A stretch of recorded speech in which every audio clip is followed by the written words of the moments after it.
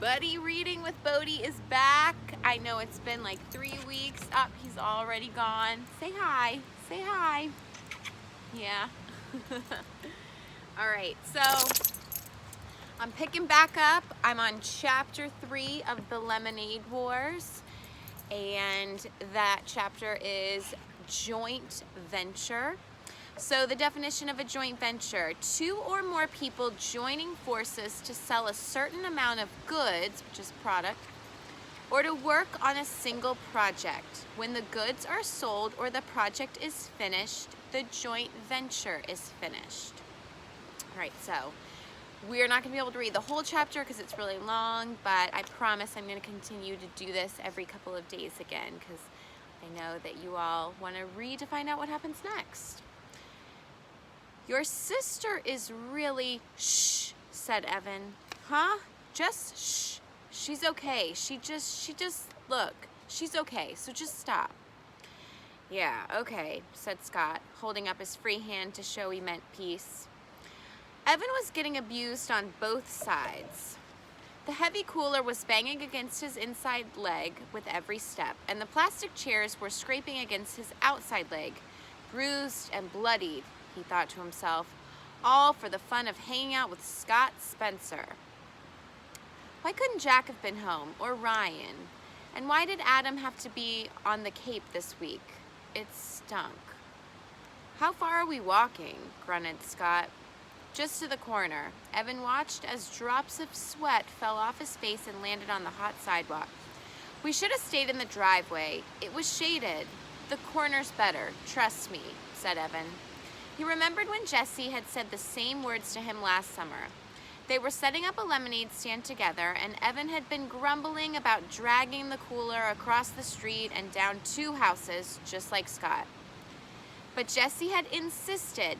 There's sidewalk on this side, she said, so we'll get the foot traffic coming in both directions, and people in cars are coming around the curve will have the time to see us and slow down.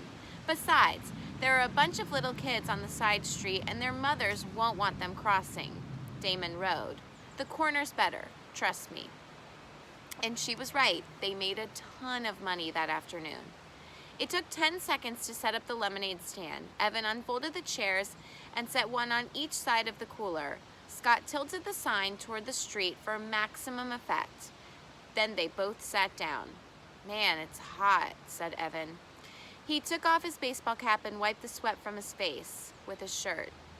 Then he grabbed an ice cube from the cooler, balanced it on his head, and stuck the cap back on his head.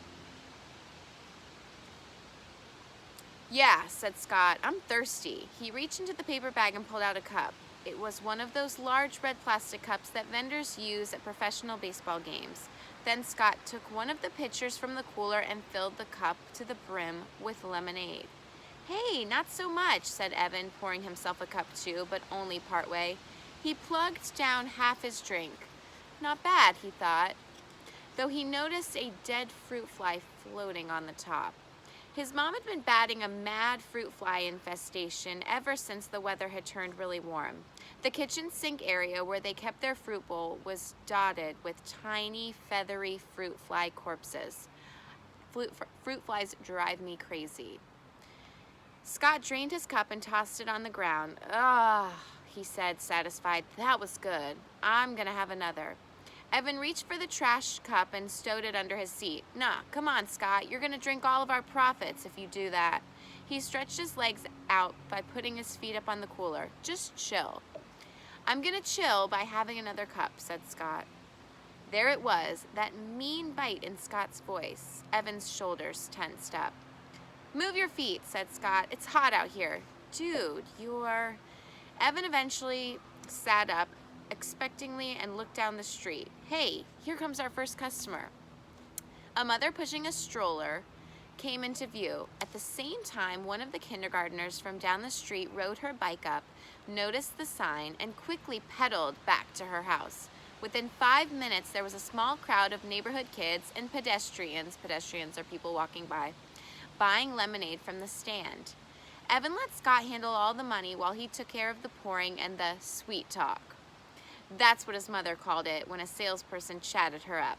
Trust me, she had once told Evan and Jessie. Buying something is only half about getting something. The other half is all about human contact.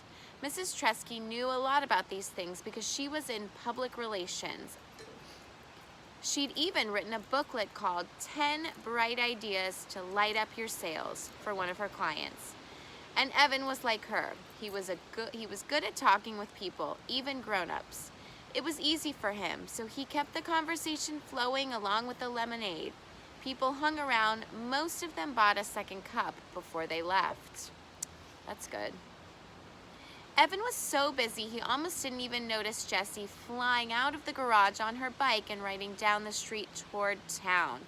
Good riddance, he thought, but at the same time he wondered where she was going.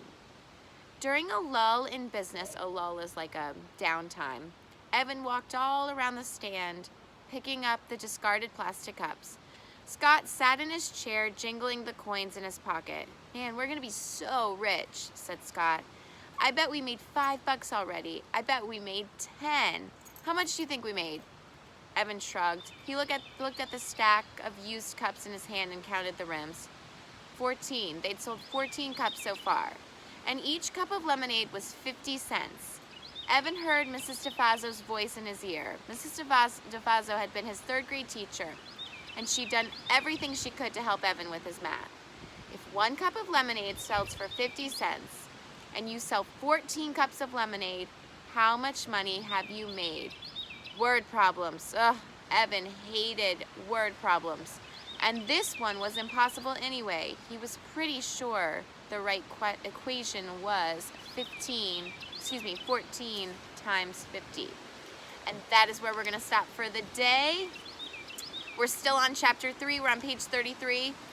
I want to see if you can figure out how much money they've made so far. So they've sold 14 cups of lemonade at 50 cents a piece. How much money have they made in dollars and cents so far? And I lost Bodie. He's wandering around in the yard eating grass, so I'm going to go get him. But I hope you guys are having a great day, and I will see you back soon to continue chapter 3. All right, bye.